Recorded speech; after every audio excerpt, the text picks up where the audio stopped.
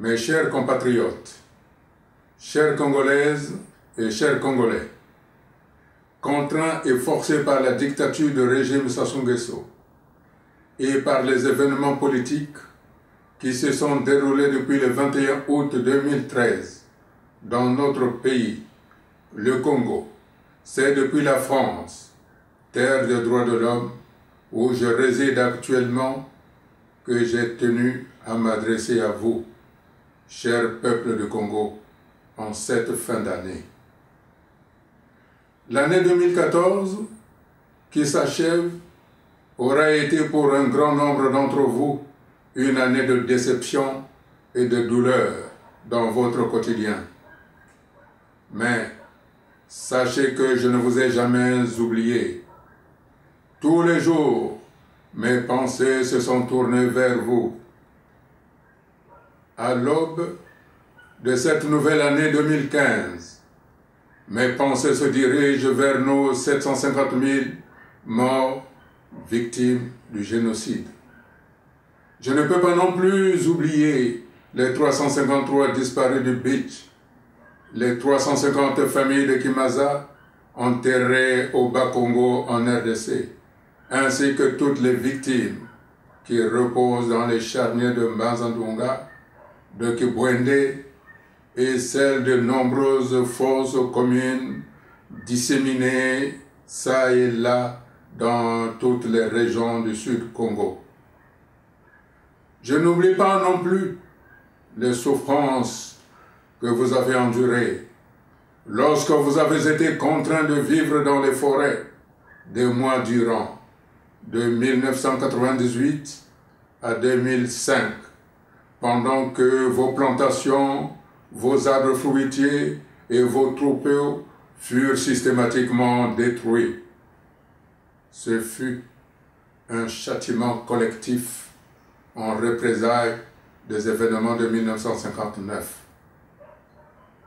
Mes chers compatriotes, chères Congolaises et chers Congolais, mes pensées d'affection et de soutien vont aux familles et à toutes celles et ceux qui ont perdu un être cher et dont l'absence reste toujours une douleur. Je suis de tout cœur avec vous. Je pense également aux 14 prisonniers politiques du CDRC, privés de liberté et incarcérés depuis le 21 août 2013 pour avoir réclamé la démocratie au Congo, pour avoir demandé un gouvernement d'union nationale entre le Nord et le Sud. L'émergence d'un changement est possible pour notre pays, notre cher Congo. Ce changement est à notre porte, à notre portée. Un avenir s'offre à nous, et cet avenir est entre vos mains, cher peuple congolais. C'est à nous, tous ensemble, de tracer la voie de notre futur, en redonnant à notre pays, à notre beau peuple, les lettres de noblesse, de la démocratie et du vivre ensemble. Et c'est précisément l'élection présidentielle pour laquelle je me porte candidat qui offrira à notre pays une chance pour le changement, un retour à la démocratie, à la justice et au mieux vivre ensemble. Oui, je suis candidat à l'élection présidentielle, non pas pour me servir, mais pour servir mon pays afin qu'il prospère au niveau national et international. Est-il normal qu'au XXIe siècle, un pays vive encore sous le joug de la dictature? Peuple congolais, devons-nous toujours et encore subir la dictature du régime Sassou Nguesso? Cette dictature a conduit au génocide et au massacre que vous connaissez, dans l'unique but de créer un équilibre démographique entre les gens du Nord et du Sud du Congo, lui permettant ainsi de remporter à tout jamais les élections pour perpétuer le génocide des Congo. C'est la raison pour laquelle, avec les 9 membres signataires, j'ai déposé une requête à l'ONU en vue de la renaissance de la République du Congo de Jure par la création d'une partition de l'actuel Congo entre le nord et le sud, dans le seul et unique but protéger la population sud-Congo.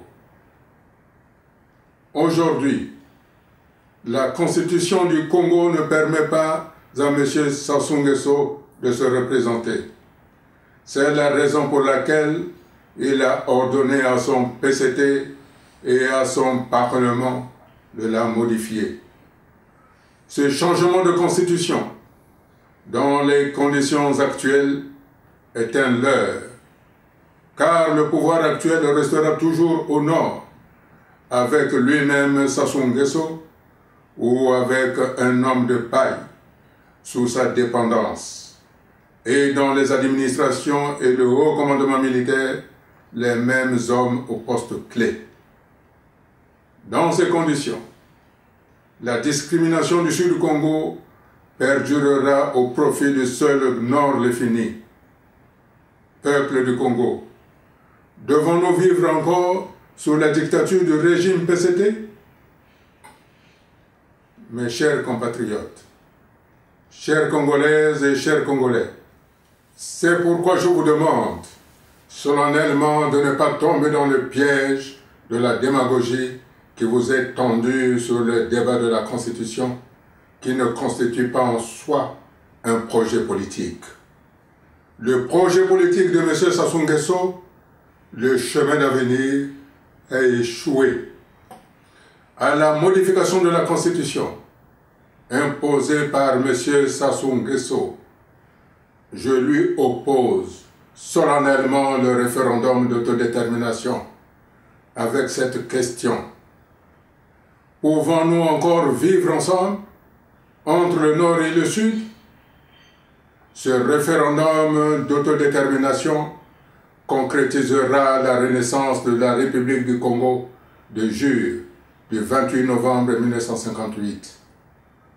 Et je prends à témoin la communauté internationale. Il nous faut de nouvelles règles pour que le Sud-Congo accède à la gestion de son patrimoine. Il nous faut nous affranchir de la tutelle du Nord-Congo des Mboshi Doyo. En cette année 2015, notre liberté, notre fierté, notre avenir se trouvent dans la République une et indivisible des pères fondateurs Fulbert Yulu, Félix Tshisekedi et Stéphane Tshisekedi.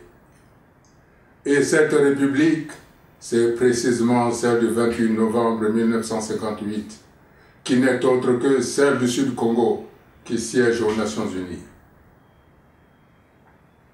Mes chers compatriotes, aujourd'hui, vous vivez avec moins de 650 francs CFA par jour et par personne. Or, notre pays, fort de ses richesses naturelles, fait rentrer des milliards. Où sont passées ces devises? Aujourd'hui encore, beaucoup de nos cadres ont été rejetés par le régime discriminatoire du PCT et contraints de s'exiler à l'étranger. Bannis par ce régime, la diaspora congolaise n'a pas le droit de voter. C'est la double peine. Il n'est pas normal aujourd'hui que beaucoup de nos jeunes gens, devenus adultes, soient encore à la charge de leurs parents. Et leur seul avenir est de quitter le pays. En tant que candidat du Sud-Congo à l'élection présidentielle, je m'engage à ce que les richesses soient redistribuées. Oui, je ferai tout pour que nos cadres reviennent dans le pays qui est le leur et participent à son développement. Oui, je vais donner à mon pays une stature à l'image de celle des grands pays démocratiques, avec l'aide de l'élite congolaise de l'intérieur et de l'extérieur, et celle de toutes les femmes et de tous les hommes de bonne volonté. Je veux bâtir un état de droit fondée sur le pilier de la Déclaration des droits de l'homme et du citoyen de 1948.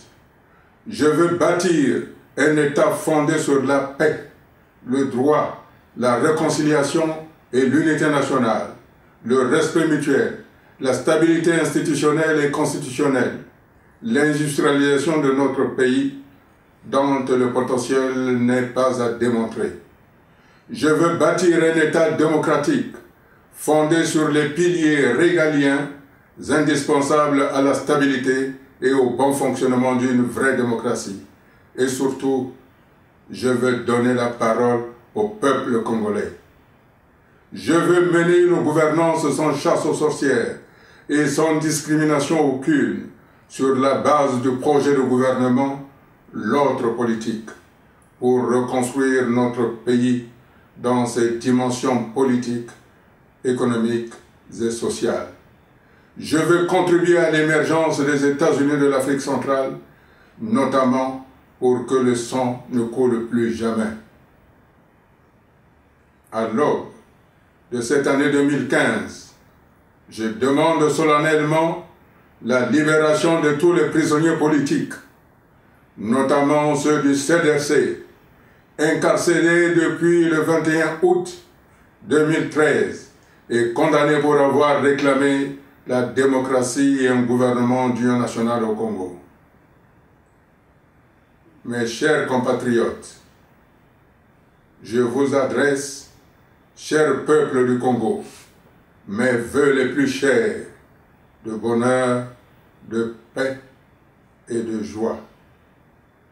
Bonana à vous tous et à vos familles, avec comme pensée quotidienne que plus jamais le sang ne coule au Sud Congo et que nos enfants, composantes de la jeunesse et forces vives de notre patrie, s'épanouissent et que tous les Congolais vivent en paix. Que 2015 soit pour vous tous l'année de la concrétisation de vos souhaits les plus chers. Ensemble, tournons nos regards vers l'avenir. Vive le Sud Congo, vive le Congo, vive les États-Unis de l'Afrique centrale. Je vous remercie.